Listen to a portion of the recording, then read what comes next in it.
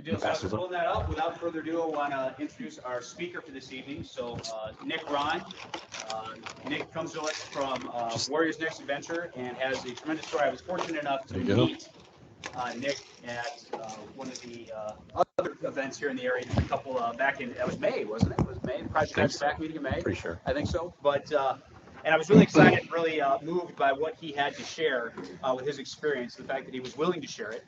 So we started talking right away, and I really wanted to get him on the radar with us to speak to our commitment piece here and the value of veterans and as families. So I'm really excited. I'm going to let Nick do most of the introduction himself, but Nick, it's really great to have you. Thank you much for doing this, and I'm really excited about this. Appreciate it. We've got the pleasure of listening for the next 30 to 45 minutes. Nick, take it away. Every time I see him, I feel like I'm underdressed. I wore pants today, so. For some reason, it's not sending it to the screen here. I don't know where my tech person went. Just give me 1 second here, guys. Oh, hold on. I normally don't have slides. I hate death by PowerPoint, so I usually just speak. And 45 minutes for me is very short amount of time. I'm used to 3, 4, 5, 6 hours, so I'll do my best. I got Josh here to pretty much keep me on track. All right, so I'm gonna use this PowerPoint real quick just to kind of help explain what Warriors Next Adventure is all about. So I'm Nick, local from Maplewood, grew up in East Side, St. Paul, Roseville, all over the place. Joined the military in 2006. I was in the Air Force, Security Forces. I had served 4 tours overseas. Okay, 3 tours and 1 vacation. I was at Qatar for 6 months. It was rough though, because we had, they ran out of mint ice cream like once a week. It was terrible. So I ended up serving for 6 years, got out, and I just, I couldn't take it anymore. Air Force deployments, they're only 6 months. But when you're deploying every 6 months, like 6 to 8 months, it gets exhausting. On top of that, watching your daughter grow up on Skype is not very fun. So I got out in 2012, and that's kind of where a lot of this stuff kind of came to, right? So real quick, just a little bit about Warriors Next Adventure. I've never used a PowerPoint before, so we help veterans with PTSD and suicide prevention, and we use multiple different ways of doing this, right? How many of you guys know what EMDR therapy is? Right, so I had a theory back in 2018, which I teamed up with an EMDR therapist to kind of essentially help me test this method to where I don't think it has to be the left-right bilateral movement to actually help somebody with EMDR. I think it's literally any activity that you are doing something physically without concentrating on talking about your traumas, right? So what you're doing is, we do all kinds of stuff like we have a wolf sanctuary. We get to take veterans up to go play with wolves up in the sandstone. So if you like wolves, you actually get to go in the cage and pet them and play with them. They're a lot of fun. And then we also have the WNA race team. We have 5 dirt track race cars. We teach veterans how to build race cars, and you get to race as well. I think this year we've had 3 veterans behind the wheel for the first time ever, which is amazing. They only crashed once, so surprising. And on top of that, we have the jiu-jitsu program. So we teach veterans jiu-jitsu. One of the many things that we do is get veterans active again, right? So there's many of you that can attest to when you get out of the military, you don't quite stay as active. You know what I mean? So one of the things we're trying to do is get veterans involved in different activities that can actually be helpful in multiple different ways, not just physically, but also in the mental health world, right? So this EMDR therapist that I'm working with, we're also doing like a study, and he's kind of using me as one of his like puppets, right? So you're essentially utilizing EMDR therapy while training martial arts, right? So we sit and we talk for 15 minutes before class, and then I focus on those traumas while I train jiu-jitsu, and it's amazing what it does, because not only does it's kind of like meditation, right? I know strangling people and meditation don't really mix with a lot of people, but it's meditation for me, So essentially what it's doing is all of these different programs that we have, we're taking veterans out, getting their minds off of everything. We're doing something fun, something scary, right? It's controlled chaos most of the time. And what we're doing is we're talking about mental health the whole time, right? The focus is not the mental health aspect. The focus is whatever activity we're doing. And so you don't even realize that you're getting therapy, while doing fun things, right? We have nearly 100% rate at what we do. Almost every veteran who we've taken out with, the focus of actually getting them to overcome a trauma or actually move on to whatever the next portion of their life is, almost every single one of them has changed and gotten better and improved, right? On top of that, we have a suicide hotline I run myself. I was a 911 dispatcher for the Minnesota State Patrol 2013 to 2000. When did I quit? Last year, right? 21? So I quit in 21. And I was a crisis intervention specialist, so I specialized in the crisis aspect. Anytime there was a suicide call, they almost always got transferred over to me. I was good at it because I'm a little messed up in the head, and it makes it a little easier to work with people that are at that level, you know. So on top of that, we are building a mental health facility. I have a pitch coming up in a few days. I can't say who it is, but what we're planning on doing is I'm selling my house and I'm moving out to Mora, and I'm renting out a portion of the acreage to Warriors Next Adventure. So I'm charging them a whopping $100 a month to utilize my property. But what we're trying to do is we're trying to build 3 separate facilities, and it's going to be a mental wellness retreat. We're calling it the MWR. See what I did there? So the first building is this one here. It's 50 feet wide by 100 feet long with the build off on the side that's about 14 feet wide by 100 feet long. We'll have a wood shop and an auto shop in here, so any one of you can come out and utilize it anytime you want. This facility is 100% free to veterans at all times. There's no charge you will ever have to pay, except for like snacks and stuff. We might have like small charges for that. On top of that, we're going to have multiple rooms where you can actually rent out for the weekend for free. So if you need to just get away, this place is on 40 acres surrounded by cornfields. This place is amazing. Once we get all the flies out of there, it'll be kind of nice because it was terrible when we went up there. But you'll be able to actually stay for the weekend, the whole weekend if you'd like to. The only thing is if you stay there, you will get some chores, right? It's only about an hour a day. We're going to have goats and chickens and horses. We're going to need help. So this is building number 1. We'll have a wood shop, auto shop. We'll have a podcast / music studio. I just met a canine handler at the Twins Stadium last week. We raised the American flag at the Twins game, and this canine handler walked up. He was actually a dealer for Fender. So they're going to donate guitars, bass guitars, drum sets, everything. It's going to be great. We're going to have a full podcast studio, which I'm going to teach veterans how to podcast, how to produce, how to do all that stuff. I have a lot of talents, like not talents, but I have a lot of skills, right? Woodworking, auto shop, all this stuff. So this is all things that I'm going to be teaching veterans. I'm going to have other people out there that are experts in every specific area just to help out. The next building is going to be a full functioning 1,800 square feet of jiu-jitsu mat space, which we're also going to do yoga. My girlfriend, who's moving up there with me, teaches yoga, so she'll be teaching yoga out here as well. This will be a full bodybuilding gym over here on the side. So you see all this. This is all going to be cardio weightlifting equipment. But we'll have bathrooms, we'll have showers, and then my board member actually builds saunas, and then he sells them. So he's going to build us a sauna, so we'll have a sauna out there as well. So the next building is going to be a barn. It's 36 feet by 30 feet, and Acres for Life. You guys know who Acres for Life is over in Forest Lake? You guys ever heard of them? They're a horse sanctuary, so you guys can actually go out there and play with horses. They have a veteran program where you can actually go out there. That's free, right? Sponsored? So okay. All right. So there's times where you can go out there and like pet their horses and stuff. So Acres for Life, I'm working with them to potentially have them donate a horse to us. So we'll actually have a horse as well. Then goats and chickens and stuff like that. We got other people donating that to us as well. So that's kind of what we're planning on doing there. I'm not going to show you guys all the other stuff. This is kind of the pitch that we're doing for these guys. So that's kind of what we're trying to do with the mental wellness retreat. I don't know what I just did here. Hold on. There we go.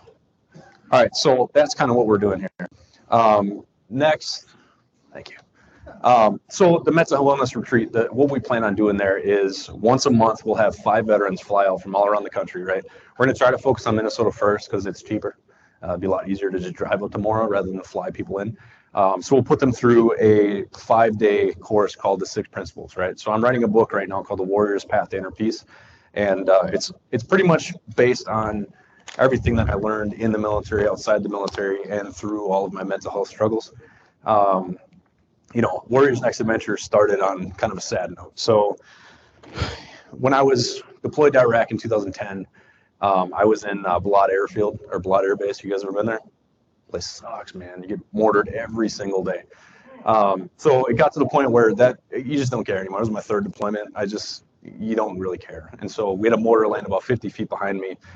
I'm pretty sure I tripped and fell. I don't really remember, but I remember waking up on the tarmac, hit my head on the tarmac. We didn't have helmets on out there, so that kind of puckered a little bit. And then shortly after that, I was driving around base, and I heard a gunshot on base. I got a phone call from I was security forces, so I was a cop, right? They want us to pull people over for speeding on base. I'm like, I'm not doing that. That's not gonna happen. So we got the possible suicide call, and so I was right there. I walk inside the room, and there was a young soldier laying in bed. He shot himself the bottom of the chin at the top of the head, and he was still alive. He wasn't going to make it, all right? So, what do you do with that? You just walk up and hold his hand, you know, and that's all I did. And so he passed away after about like well, it seemed like an eternity. It was probably about 5 minutes. And so after that is kind of my first look into the suicide world. And from there, what I ended up doing is just burying it, right? How many of you guys experience trauma in war or overseas and just bury it, right? It's pretty common, especially for men.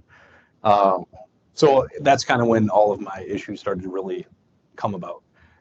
Shortly after that, 2012, I'm getting back from Afghanistan, and I found out Jody had been hanging around for the last 7 years, so that kind of spun me off, you know, and that was another trigger to me just saying, I need to get the hell out of the military. I can't do this anymore.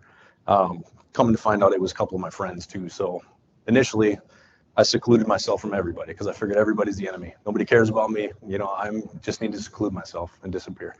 Ended up getting back to Minnesota. Come to find out, my ex was pregnant with my second kid, so I figured the right thing to do was get back together with her. Not the right choice. You should never stay together with somebody just for kids because it was not good. I started working downtown at Aqua and Epic Entertainment Center because I figured, you know, what does an ex-cage fighter, ex-military guy do? You know, I'll be a bouncer. That'll be good. My first job was delivering pizzas, so I hated my life, if you couldn't tell. You know, being 24 years old, having a family, and delivering pizzas. And the first pizza I delivered is to the high school. He was the captain of the football team. I was like, here's pizza. That was like the worst time of my life, right? How many of you guys had a job when you got out of the military and you just hated yourself, right? My last deployment, I was a 50 cal gunner in Afghanistan. And all we did was drive around chasing the Taliban, right? My first job was delivering pizzas. Talk about an ego strike. I hated myself, right? On top of that, I hated my wife. I was in a terrible relationship. I don't need to slide this one. You know, and my life was just going to shit. And I wasn't doing anything to help it. I was drinking every day. I was a hardcore alcoholic. I was probably drinking a bottle of Jameson every other day. I had a boat in my garage with a hidden compartment full of alcohol. I was the only one that knew it. Super slick hiding spot. I'm very creative, but I don't recommend that. And so shortly after that, in 2015, I found out that my youngest daughter was autistic. I knew something was wrong, but like when you have the medical diagnosis, it's real, right? And therefore, you essentially, you're mourning the loss of your daughter, right? That sounds really messed up for anybody who doesn't understand the situation, but everyone has a blueprint for what their children are going to be like, right? That just got ripped out from underneath me. Because she'll likely never talk. She's 9 years old, she still doesn't talk. She likely never will, and that's fine. She sings a lot, which is nice. She's very good at singing Twinkle, Twinkle, Little Star. It's pretty much all she really says that's actually verbally understandable, which is great. And then on top of that, Michael, the guy from 2010 who killed himself, I continuously started seeing him in my dreams, and my psychosis started to get worse. And so I was the kind of guy that, you know, my dad was a Marine Corps, you know, vet, you know, suck it up, buttercup, quit being a bitch. I heard that my whole life, right? How many guys have heard that from elder men? I know I did, right? A lot of people hear that. You know, and it's not just men too. I know I'd speak for men a lot. I'm a man, so it's a little easier for me, but I know it's the very same for female veterans too, right? There's a lot of females that tend to seclude themselves because they feel like nobody understands them, right? So you got the whole separation between civilians, but you also got the separation between male veterans and female veterans, right? And that's why Warriors Next Adventure, we do not do anything like just females, just males. Everything is co-ed, everything. We don't have any female groups. We don't have any male groups because I don't believe in that. We serve together, we can heal together, right? But anyway, so shortly after that, I found out my wife was dating somebody behind my back and was also stealing money from me the last 3 years. The house we were living in, I figured, hey, you know, we're living there $600 a month. It's not bad, right? It was a friend's mom's house. Come to find out, they made a deal behind my back that they didn't have to pay any rent. So I was giving her $600 a month that she was blowing on her boyfriend. So needless to say, I felt pretty worthless. And I put a gun to my head and I pulled the trigger. Lucky for me, the gun didn't go off. I dropped the magazine, I pulled the slide back, and I saw the round was struck, but the primer was a dud. And I've loaded 5,000 rounds of ammunition. That's the only misfire I've ever had. So that was kind of my aha moment. Like, I need to get my shit together, right? I need to quit drinking. I need to leave this woman who's just been terrible to me. And now I'm not innocent. I was a piece of shit too. Especially after we got back together. Working at the club is not easy for a married man. On top of that, coming back from Iraq and Afghanistan, I didn't realize that everything that I was burying, I was taking out on her, right? And so I was slowly creating a barrier between us, and I didn't even realize it, right? It was all her fault, right? And so accountability means taking responsibility for your actions. And so it was shortly after that, I want to say it was probably 2-3 years after that, but I decided to leave her right then and there. My first phone call was to her. My second phone call was to my jiu-jitsu coach. He was going to Iraq, or going down, not Iraq. He was going down to Brazil to get his black belt. I was like, oh, I'll go down to Brazil. And shortly after that, I had been an MMA fighter in the military, and my ex made me quit because it takes too much time away from work. I'm going to tell every single one of you guys right now, if you love something so much and anybody tells you to stop, you need to turn around and walk away from them. If they're a significant other, you need to tell them, this makes me happy. If I quit this for you, I'm going to resent you. And it's going to happen. I don't care what you say. I don't care how good you are. You're going to resent them, right? And it's going to cause an issue in your relationship. So if your significant other does something that they absolutely love, even if it's just playing video games, just let them do it. If it makes them happy and it lets them blow off some steam, there's nothing wrong with that, right? Now, if they're going out doing coke and blow and everything, like, yeah, maybe say something. That's not okay. Probably should stop doing that. Everything's good in, in small servings, except for maybe like meth and heroin. You probably shouldn't do that. But shortly after that, like I said, I didn't change my life like that. It was a short amount of ahas that continued to happen. Initially, I decided I needed to start pushing people away from me. There's certain people that were making me into a person I didn't want to be, because you will essentially become the closest. It's 6 people, right? The 6 people you are closest to, you will eventually become like them, right? So what Warriors Next Adventure, what we try to do is we try to provide a good environment for veterans to come into and actually have that group that's going to push them to be a better person. Also, a lot of inappropriate joking. So we got a rule, no getting offended when you hang out with us. So the first principle, I wish you guys could see it. The first principle is you have to look at who you associate with, right? So I usually have a worksheet and I pass out. You guys don't really need it, but if you guys want to take notes, I got pens up here. A lot of this stuff has essentially changed a lot of lives. We serviced 30,000 veterans in the last 3 years, and this is what we utilize. So if you take these 6 principles and apply it to your life, it will help you. I promise you. And if it doesn't, I'll give you your money back. You didn't pay anything, so you're not getting anything back. All right, so your first principle is look at who you associate with. You have what's called a shooting star, right? Shooting stars are the ones that like the night sky, right? Everyone has a shooting star out there. Maybe they don't realize it, but I definitely did. My friend Oren, he's much older. He's about 15 years older than me, but I met him when I was a kid. He was friends with my dad, and he was always the one that was essentially telling me I was being a dumbass. And I'm young, 25-year-old, like, I know what I'm doing. Get out of here, right? I wish I would have listened to him. It would have saved me a lot of heartache and a lot of time. But what he did was not only call me out when I was being stupid, but he also called me and congratulated me when he saw me doing something good. He genuinely rooted for me, right? That's what a shooting star is going to do for you. Then you have your black clouds. Your black clouds are the ones that are essentially going to suck the life out of you. How many of you guys has a friend that you keep around just because, but they just drain you every time you see them? They're not supporting you. They essentially want you to fail behind your back. We all have 1 or 2 of those people in our lives, and I promise you, you don't need them. So essentially what I tell people to do is identify the shooting stars and the black clouds in your life. We're all going to have acquaintances that don't really fit into either one of those, and that's fine. But the people closest to you, those 6 people, you need to address, are any of these guys black clouds? And if they are, you need to get rid of them. I don't care if it's your own mother. I haven't talked to my mom since 2015 for many different reasons. Long story short, when I was a kid, she was in a pretty abusive relationship. She lived with a guy, and just for the fact that she didn't want to work and we had a free place to stay. He would beat the living shit out of us just about every day, and got to the point where we lived on a lake, and they ended up crashing a snowmobile in the snowbank. And I was playing video games in my room, Nintendo 64, GoldenEye, yeah, best game ever. And my stepdad came crawling into the house, and I'm like, "What the hell is going on?" He's like, "Your mom's dead." And so, the 10-year-old kid, what? So I run out there, and there's my mom laying on the side of the snowbank, and she was dead. I grew up watching Rescue 911, so I kind of knew what CPR was. So I just started punching her chest, and she actually came back. And when she came back, she spit blood all over my face. I had to run into the house. When I went to go grab the emergency phone in the basement, because my stepdad, he essentially told me that if I call 911, he's going to kill me. Wasn't the first time he told me he's going to kill me, so I was like, all right, whatever. So I run downstairs, and we have an emergency phone that he didn't know about. I called 911 to get the ambulance there, and the cop that showed up essentially told me, "You saved your mom's life." And so that made me feel like a superhero. That was the first time I wanted to be a cop. So I was like, this is awesome. Like, I protected my mom. I'm the man, right? And then the next day, my stepdad kicked the shit out of me. So he was pissed that I called the cops. So anyway, I took care of my mom for 6 months, and she was in a body cast. She broke all of her ribs on her right side. She broke her ankle. She lacerated her liver. She punctured her lungs. Pretty much tore up all of her insides. She had her broken collarbone in the backside was broken in like 6 places, and she had fractures on the back of her head. So what we assume happened, because my mom is a pathological liar, is that they were arguing and she crashed a snowmobile and tried to kill him, which probably makes the most sense. And she was never the nicest person. I don't remember her ever hugging me or kissing me or anything like that. She wasn't very affectionate, and she was always gone. She'd be drinking. She'd go off on drinking binges for 3 to 4 days when I was like 7, 8 years old. That's not okay. If any of you guys had parents like that, understand that's not okay, right?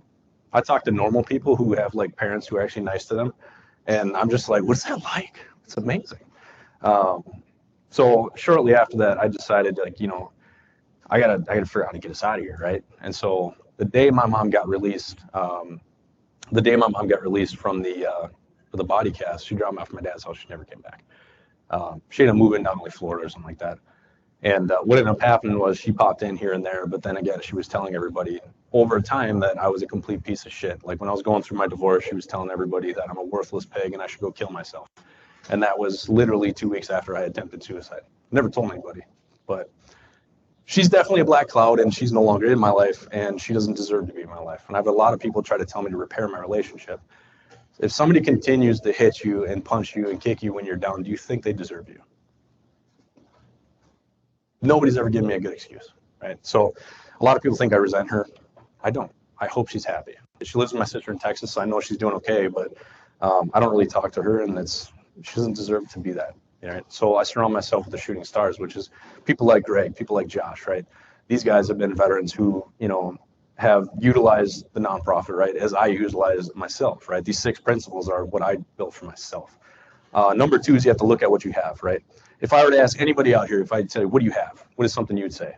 It's a vague question for a reason. Just throw out the first thing that comes to mind. What do you have? What do you have?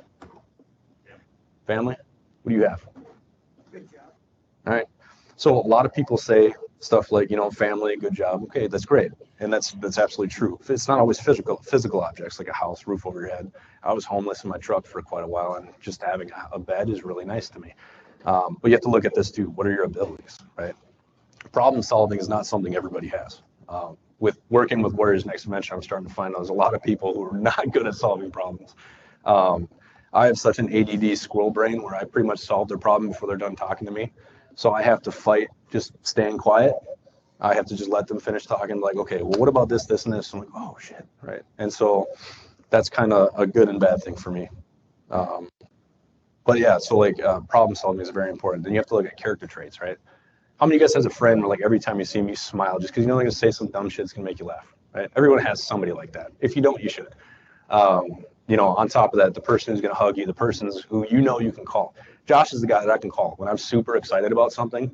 I'm like a kid who just got a puppy. Like I get too excited. He's like, oh man, that's awesome, cool. He's like super supportive. And then he's like, okay, reel you in just a little bit, like I'm getting ready to jump in outer space. Like, whoa, you don't have a helmet. But this gets you to the next point is number 3 is accepting your past, right? Now, if somebody's ever told you, just accept your past, right? You look at me like, dude, you don't even know what the hell I've been through, right? I don't care what you've been through, anything that you've been through, you can learn how to accept it and move on, right? It doesn't mean it's going to go away. Your traumas will never go away. Anything that you guys have all been through will always be there with you the rest of your life, right? But it's up to you to decide how much is that going to affect you. Does it have to? Like, why? Nobody gives me a good excuse as to why something that happened in their past needs to affect their future. It doesn't need to, right? So how do we do some of those things? It's not that easy, right? We all have a certain trauma from our childhood, likely, because everyone's first trauma is their first trauma. Some people, like babies, cry because their first trauma is they're hungry, and that pain hurts them, right? So that's trauma. The only thing guaranteed in life is trauma. So what you got to do is you have to think about this. What are some specific traumas that may be an anchor to my past, and how do you break those chains, right? Because it's absolutely possible. You can accept something and not be okay with it. I accepted the fact that my stepdad was a piece of shit, but it's whatever. It's in the past. It doesn't affect me anymore, right? I've accepted it, but I'm not okay with it. I do not deserve to be treated like that. Nobody does. So a lot of the negative things that happen in your past teaches you how you deserve to be treated, and a lot of times it's a negative example, right? How you should not be treated. And so that's how you got to look at it. You change the meaning as to why certain things happen. It's not easy. And when I say accept your past, I don't mean just like, just close your eyes and meditate for a few minutes and you're good. It doesn't work like that. It takes months and years sometimes. On top of that, you got to sit here and think about this. Is there anything that I can do to fix this specific thing, right? So I teach meditation all the time. I was here last week and he was talking about meditation, which is great. I teach people how to meditate as well. How many of you guys sit here and think like, oh, I can't concentrate? Have you guys ever tried meditating? The number one excuse is I can't concentrate.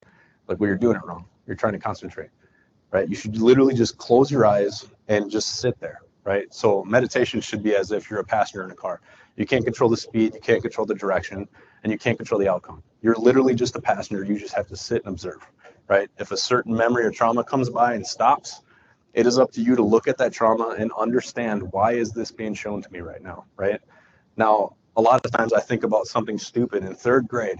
I remember the first day of school, I had no friends because we moved so much. And I sat down and my mom put deodorant in my bag, right? And I didn't know what to do. I was super uncomfortable. I didn't know how to talk to people. And like, there was a girl sitting next to me. I was looking around, oh, what's in my bag? I knew I had deodorant in there. Like, I put deodorant on. She's like, ew. Every time I meditate, I still think about that. It's so stupid. I hate it, right? But I look at it, right? And one of the things I've kind of realized from that memory over time of meditation is like, you don't always have to make noise. Sometimes you can sit and observe in the corner. You don't always have to make friends. You don't always have to talk to somebody. You don't always have to be the loudest person in the room, even though I have a microphone, so you have to listen to me right now. And you have to stop and realize, can I change that? Can I change that experience? No, right? I can't go back and rewind and not do that, even though it's stupid, right? You have to accept the fact that that happened, right? But that's done. That's no longer affecting you. That girl isn't sitting here thinking about, I remember that one time in 3rd grade, that boy put deodorant on, it was gross, right? She probably has never thought about it a day in her life, right? So that's some of the things you have to think about when you're meditating. Why is this specific thing showing to me right now? And what can I do with this? And how can I adjust it, right? Next, we have to look forward to a positive future. How many of you guys know what manifestation is? Yeah. So manifestation is essentially creating inside your head what you want your future to be, right? Essentially redrawing yourself. Like, there's a lot of people out there, like I always talk about like turn yourself into your own hero, and then I heard that stupid Matthew McConaughey speech. I'm like, damn it, I got to be careful because people are gonna think I stole it from him. So anyway, you have to think about like this: who do you want to be, right? I always ask people, like, let me ask you, who's your hero? My dad. Dad? Okay. Who's your hero? Grandpa. Grandpa? Okay. I'm going to ask you, why isn't it you?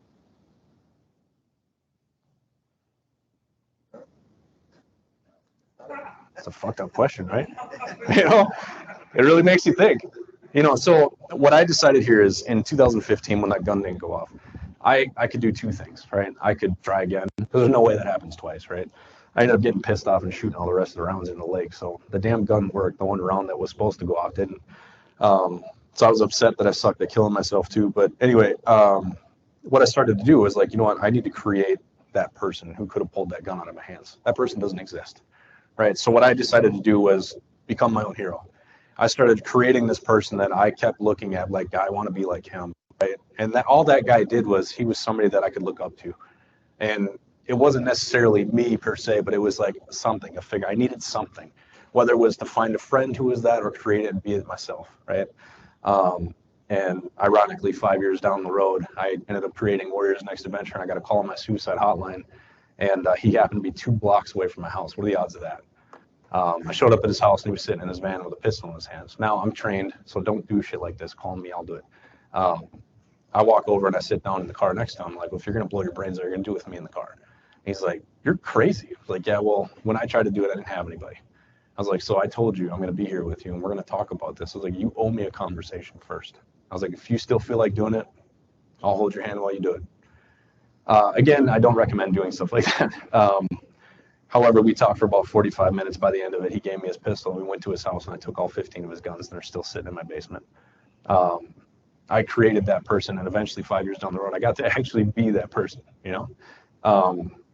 No matter what you do in life, you can become whoever you want, right? So I always say, I do one exercise real quick, and I want you guys to participate in this, right? So just don't think too much into it, okay? Just give an answer. I'm just gonna have you guys raise your hands, okay? You got boiling water. You start off, you take an egg that starts off soft and becomes hard. You get a potato that starts off hard and comes soft. Which would you rather be? Just yell it out. What would you rather be? Potato. Yeah, okay. How come nobody said the water? The water is provided as an option, right? But we're so trained, we're so hardcore into our internal prison where we always think inside the box, not outside the box, right? The water is presented as an option. Nobody understands that, right? And this is all about environment. You know, create yourself into your own hero. I wanted to create who Nick Rahn was last year. Now, 5 years from now, that guy's my hero. I can't wait to be that guy. But essentially, I created the environment I wanted to be surrounded in, right? So if you don't have the right environment, move, right? If you think you can create that own environment, create it, because we can create whatever we want. So I created Warriors Next Adventure as an environment for veterans to actually feel like, A, they can talk about mental health, B, we can go do fun shit like climb mountains and play with wolves, but also show the three main aspects of Warriors Next Adventure, and that's adventure, camaraderie, and sense of purpose, right? The reason why I created this shirt was live a life of purpose for those who can't, because there's a lot of people that either killed themselves or are dead from war, and they can't live their lives. And I always ask them, what if your friend, lived and you died, and you looked at the way you're living your life, would you be proud? Because back in 2015, I would not have been proud of myself. I'd probably slap myself in 2015 if I could go back. The next principle is, you got to think about how do we actually become that person. You have to make a list. I always tell people, you guys should write this down. It is super helpful. It's not hard. Write down a list of easy things that you can accomplish, right? Because what is accomplishing a goal release inside your brain? Dopamine, right? Everyone's looking at Facebook and shit for dopamine releases, and it's fake. It doesn't work. It's not real, right? So you make a list of easy things you can accomplish, like make your bed, simple things, right? Everyone knows that Nate was what was his rank again? The admiral that gave the speech about make your bed, right? And what it's doing is you're actually releasing dopamine when you're in the action of completing that task. And then next you have a list of difficult tasks that you want to do, right? Like repair your roof, stuff like that. And then you got to write down your goals, right? Who do you want to be? Who do you want to be in 5 years, right? How do we become that person? But then there's a goal that I always tell people to write down. It's called the impossible goal, right? The impossible goal is something you say, hey, I'm going to go do this. And everyone around you is, you're fucking crazy, right? That's an impossible goal because it's only impossible to them. It's not impossible to you. Right, you are the only one who determines like how difficult your life is going to be. You're the only one that determines if something is possible or not. So you write down those lists, and then eventually you just figure it out and you start walking. Right, you start walking that path. You create that hero. You know the path, and then you just have to walk that path every single day.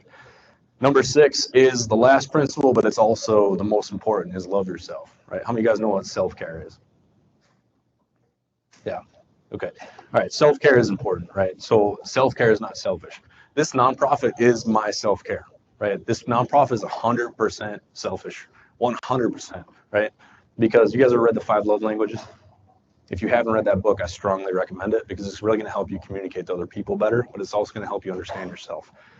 Mine is absolutely acts of service, right? Most veterans are acts of service because what do we do in the military? We serve. When you get out, you got nothing to serve anymore, right? Other than like try to find a job and not hate yourself.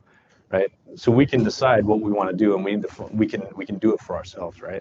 So acts of service is something that I truly love, right? So what I do with this nonprofit is not only do I get to answer the call at 3 a.m. when somebody is suicidal, I get to help them actually become the best version of themselves, and then when that person starts winning, I get to steal a little bit of that happiness, like I had a part in that, right?